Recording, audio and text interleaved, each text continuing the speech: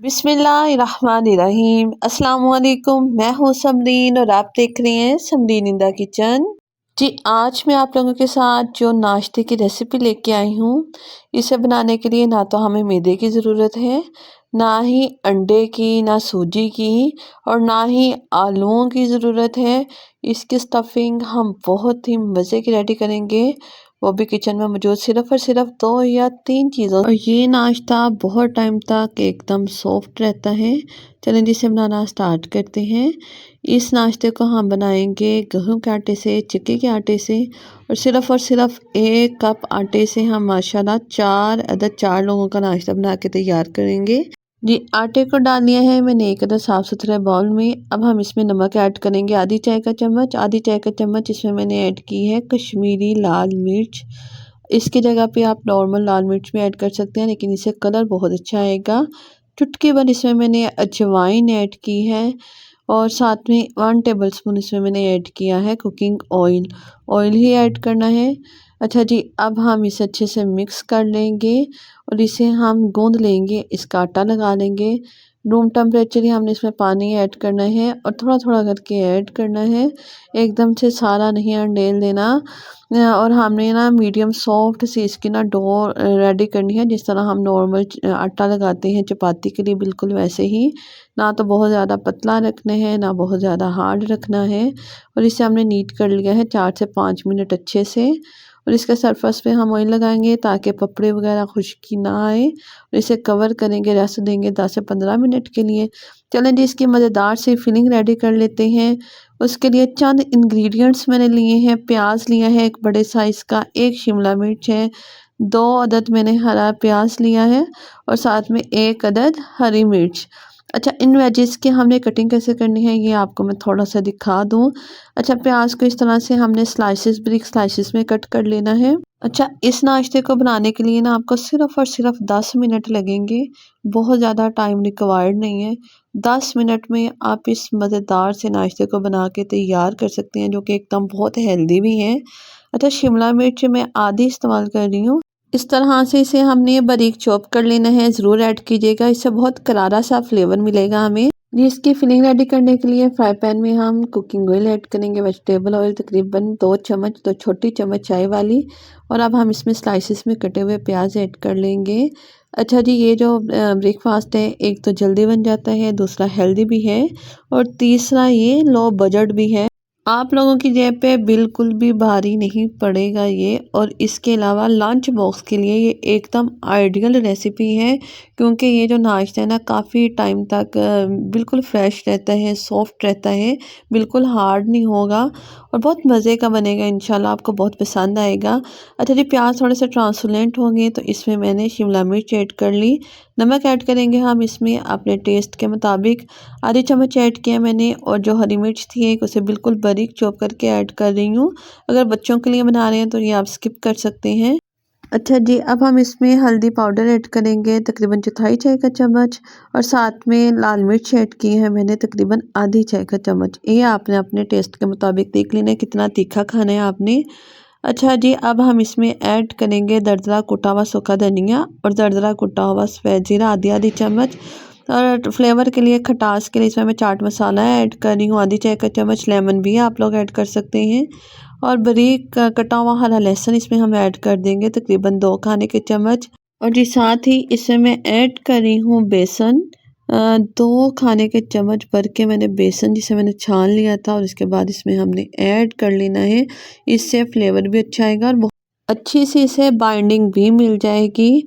है ना फ्रेंड्स, कितनी अमेजिंग रेसिपी। ना तो हमें आलू बॉईल करने का झंझट है, ना बहुत ज़्यादा हमें टाइम रिक्वायर्ड है और 2 से 3 मिनट में हमने इसकी फिलिंग बना के रेडी कर ली।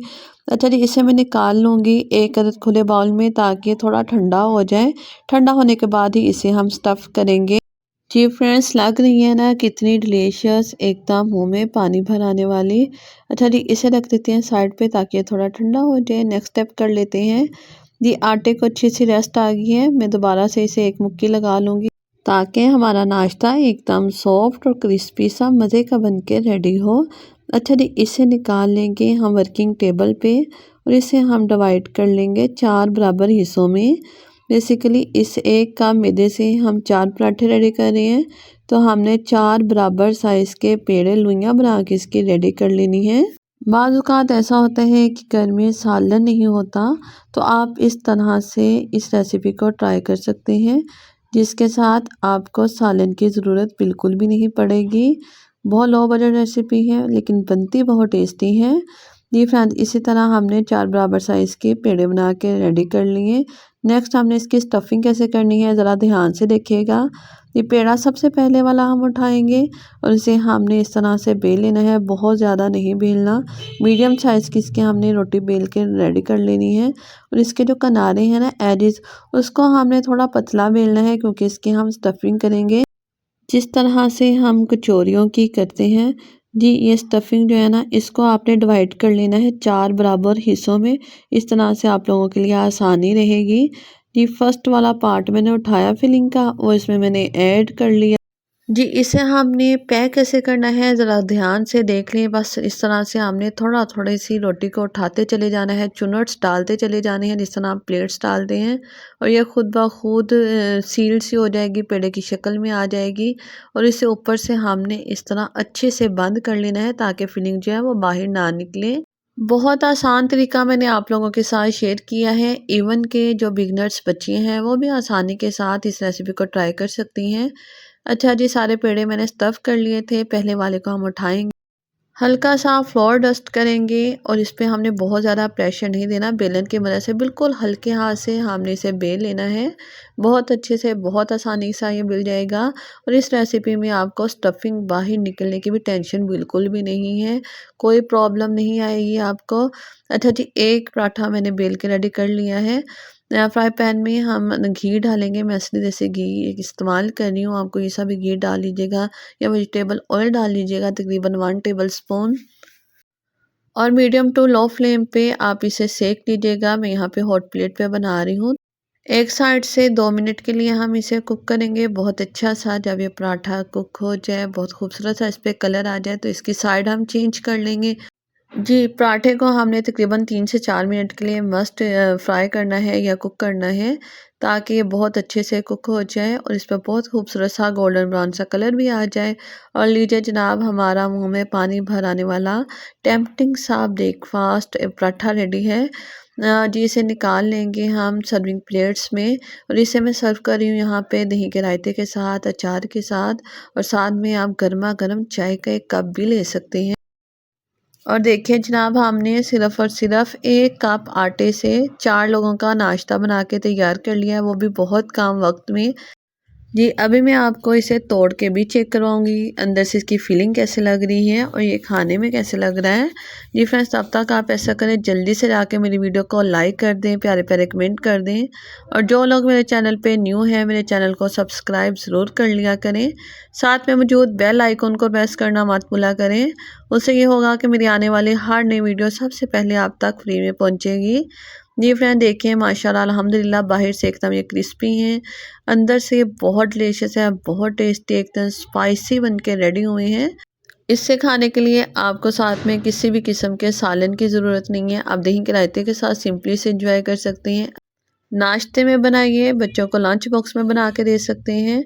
बहुत कमाल की रेसिपी है। मेरी रेसिपी को ज़्यादा से ज़्यादा लोगों तक ज़रूर शेयर किया करें, अपने फ्रेंड्स के साथ, अपने फैमिली मेम्बर्स के साथ, ताकि मेरी रेसिपी ज़्यादा से ज़्यादा लोगों तक पहुँचे। मिलेंगे इंशाल्लाह ऐसे ही न्यू टेस्टी डिफरेंट यूनिक सी रेसिपी के साथ। तब तक के लिए रखिएगा अपना ढेरों ढेरों ख्याल और मुझे दीजिए इजाज़त। अल्लाह हाफिज़।